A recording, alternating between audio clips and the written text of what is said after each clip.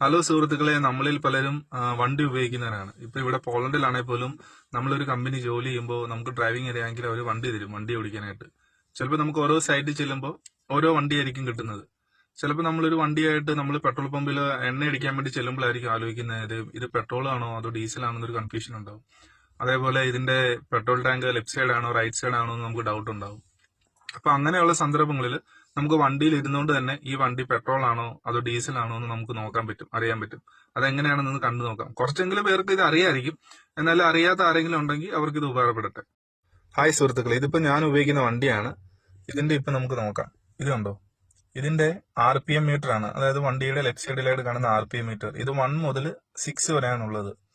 1 മുതൽ 6 വരെയാണുള്ളതെങ്കിൽ അങ്ങനത്തെ വണ്ടികൾ ഡീസൽ വണ്ടിയും, 1 മുതൽ 8 വരെയാണ് RPM മീറ്റർ ഉള്ളത് അങ്ങനെയുള്ള വണ്ടിയാണെങ്കിൽ അത് പെട്രോൾ വണ്ടി ആയിരിക്കും. ഇതിപ്പോ 1 മുതൽ 6 വരെയാണുള്ളത്, അപ്പൊ ഇത് ഡീസൽ വണ്ടിയാണ്.